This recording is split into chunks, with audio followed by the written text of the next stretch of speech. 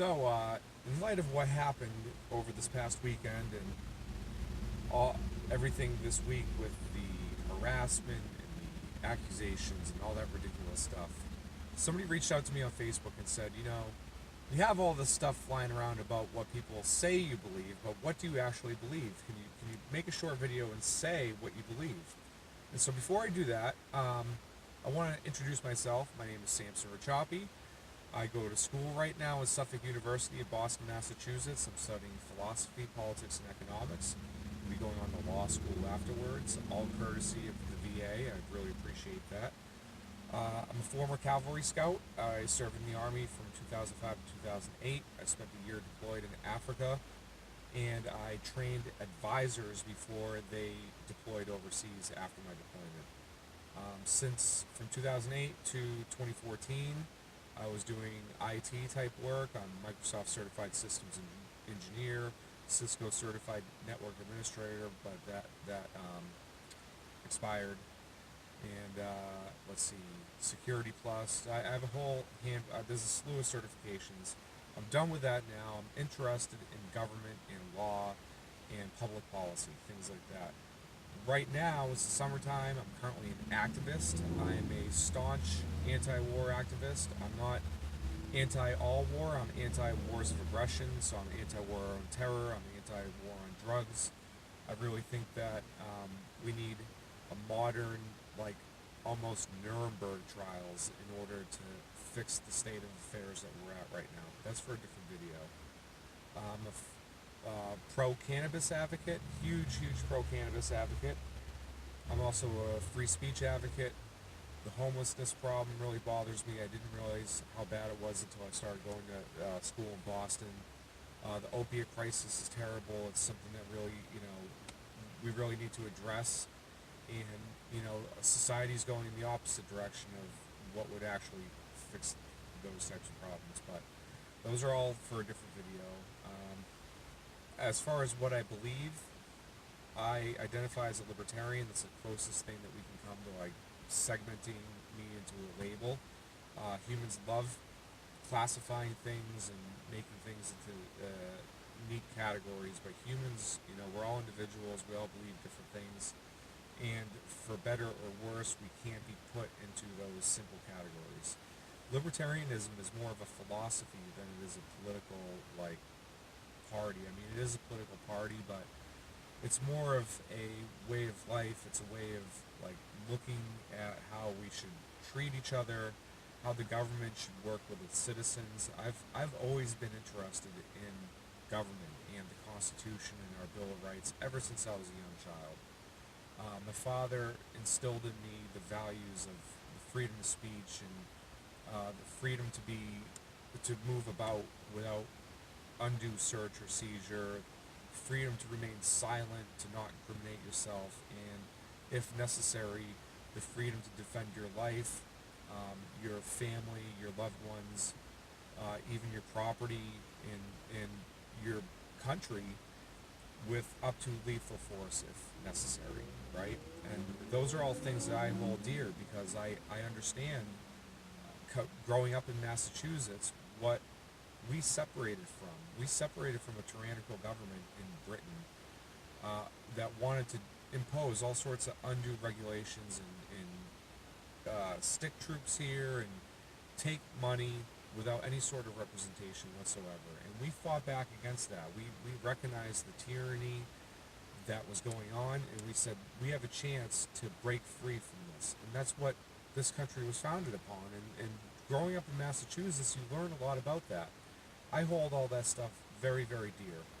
And so when I had an opportunity to start going to college, I knew I was interested in politics, but I didn't want to learn about how the modern state of politics. I didn't want to learn about the ins and outs of today. I wanted to learn about the foundation of government. Like, what should government ultimately look like? What should its interaction with the citizens be? And how is it different from where we're at today? And another thing that fascinates me is all these rules and regulations and laws that we find ourselves subject to as we go about our daily lives. Somehow all these are constitutional on a federal and a state and all these different levels, and I have a hard time reconciling where we came from and where we're at, and that's why I'm studying. I want to go to law school because I want to make those connections. I want to be able to argue against a lot of the stuff that we find ourselves living under. I feel like we're subject to tyranny. Um, I believe that all humans possess inherent human rights that are universal to everyone. It doesn't matter your skin color, your country of origin, your belief system. We are all humans. We're all we have inherent rights. We should be able to speak our mind. We should be able to assemble with like-minded people, associate with who we want, disassociate with who we want. We should be able to move freely without coercion or um, undue issues. We shouldn't have checkpoints in the streets. Uh, for the most part, I would like to see us do things like instead of building a wall, for example, we have this immigration crisis, right? Instead of building a wall, I would suggest we ask why are people fleeing their home countries at such a ridiculous rate. We look at Latin America. What's going on in Latin America? A terrible war on drugs, right? Financed by the United States. So we fund, we train, and we equip foreign militaries to fight the war on drugs on our behalf. These foreign governments take our funding, our training, and our weapons, and they kind of fight the war on drugs while maintaining their dominance in whatever country that this is going on in. The cartels, in response to the heavy-handed war on drugs, they militarize themselves. The governments and the cartels fight back and forth, and who ends up punished the most? Of course, it's the citizens living there, the people who just want to live their lives, make families, go to school, have jobs, and because these countries are like war zones, businesses don't want to invest there, and these places will never get better. And our answer, instead of like stopping our policies that are directly affecting this, our answer is to build a wall and just kind of segment ourselves off from it. And I just don't think that that's the right answer, unfortunately, or fortunately, whatever.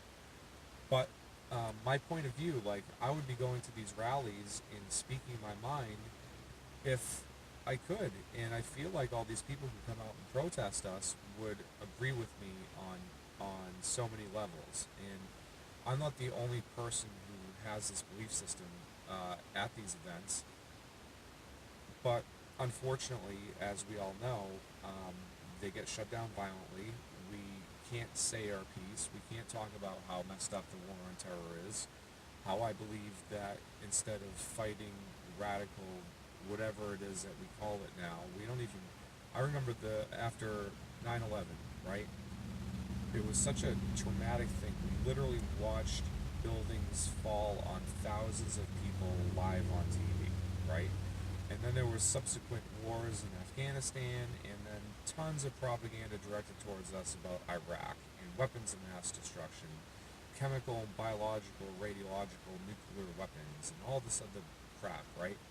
It was enough for us to go into Iraq and invade in March of 2003, right? Well, since then, um, I have done a lot of research on this matter, and it turns out that I no longer believe any of that stuff. I mean, the intelligence agencies, first of all, that were unanimous in the fact that Saddam had these weapons of mass destruction were wrong. We destabilized the entire Middle East. I've heard estimates of up to 1 million innocent people dead as a result of our interventions. We had no real plan, supposedly, after we went into Iraq. And here we are, like, still dealing with these issues in the Middle East, and we haven't learned our lesson. We're still doing the same thing over and over and over again. I believe we should just, not try to build empires. We should not try to project ourselves into all these different conflicts around the world. I was running for Congress as a libertarian candidate. My representative's name is Seth Moulton, Congressman Moulton. He served 4 tours of duty in Iraq as an officer. That's very respectable. I applaud him. But now he's a hardcore Democrat. He's a favorite among them, and he he says things like, these weapons of war that I carried in Iraq do not belong in the American streets. But, you know, uh, he doesn't, he misses it because he doesn't talk about how our weapons of war don't belong on Syria streets or Iraq streets or all these other streets, right?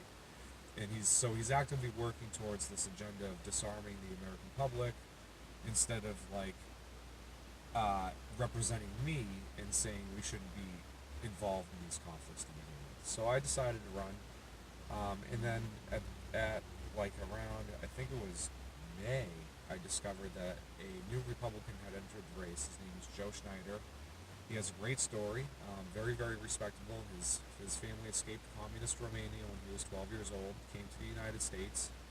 He got his citizenship, I believe, at 17 years old, went to West Point Military Academy, became an Army officer, Special Forces, paratrooper, ranger, served in the military fighting communism, very, very applaudable.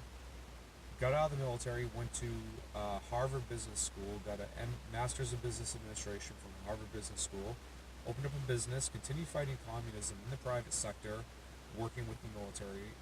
I don't really know exactly what his business did, but it is what it is.